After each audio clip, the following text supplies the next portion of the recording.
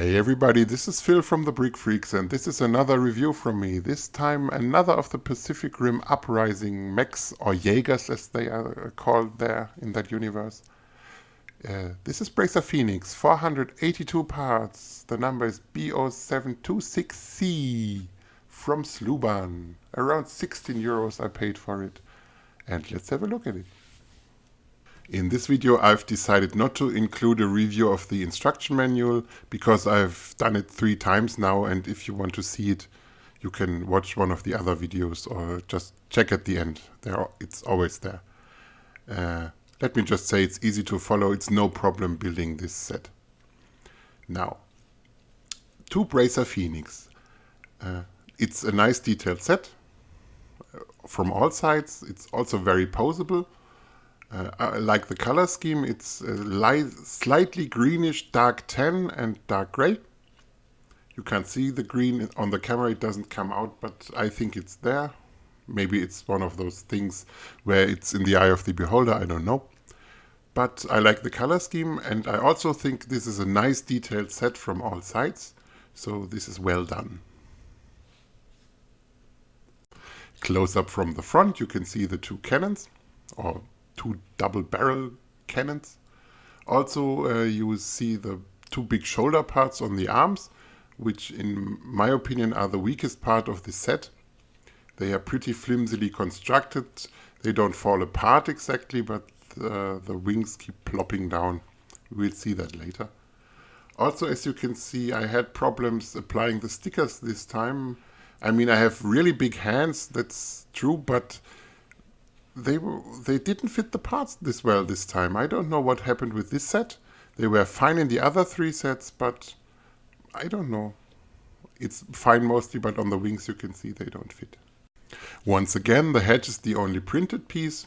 Once again, it's mildly poseable, but you have to be very careful when you move it up and down so you don't pull it off or you don't push off parts in the back or on the sides. But it's poseable. Here you have a close-up of the cannons. Those are made up of police batons, the sticks, you know, and binoculars. It's a nice construction, I like it very much. And above them you can see another sticker that's not fitting right. The arms are attached to the torso with ball joints, which are very stiff and not too easy to move. Also you have to be careful you don't push off the shoulder parts. Here you can see all the arm joints. There's this little ball joint you can move around, but it's also pretty limited with the movability. Also the arm is just going up and down. And as you can see, when I move the ball joint up top, I was pushing off part of the torso. It's very stiff, you have to be careful with that. The hands are constructed with 2 plate modifieds with attached robot arms, so you have 4 movable fingers or digits, which of course means this takes place in the Simpsons universe. But I think it works very well as big robot hands. And the best way to pose those is if you make a fist, so it seems like it's ready to fight, ready to rumble. I think the legs are a nice compromise between details and movability. And also, as you can see, the legs are double jointed on both sides. So you can find a nice pose for this Jaeger. I like that very much. Also, it stands very well because this is a bit top heavy. As you've seen, the shoulder construction, which puts the weight pretty high up. So it's good that you can find a good standing position for him. The legs I don't like too much. I mean, they made an effort to make them nice and detailed, but I'm not sure that worked. They work as big robot legs, so that's okay. They are also big enough. The set has a firm stand and doesn't fall down easily, so mission accomplished, I guess. The brick quality in this set is pretty well. As I've said, the wing parts up on the shoulders are a bit flimsy, but they don't fall off, they just keep plopping down. But everything else you can move, and this was the set where it was the least easy to rip bits off. Still, it's not very, you can't play with it really. It's another one of those. You can pose it and put it on your shelf and look at it and be happy, but you can't play and fight other robots. So all in all, this is another well done little mech or Jäger. I like the color scheme very much. I like the two big guns in his chest.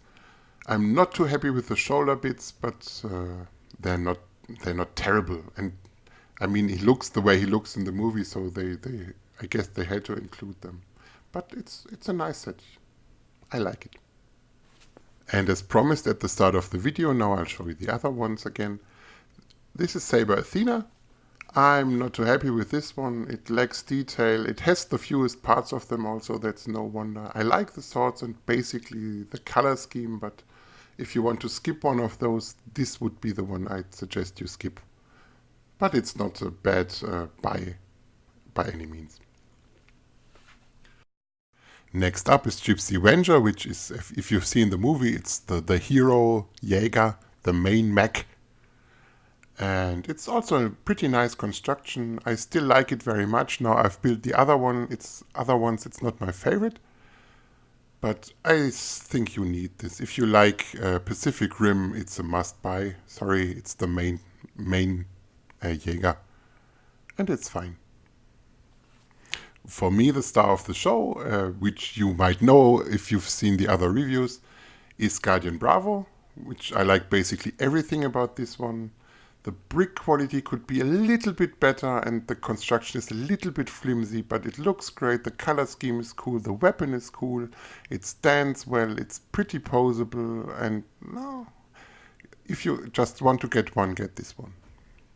But basically, let's be honest, you can buy any of these. They are all fun to build. They look all pretty nice, even Saber Athena.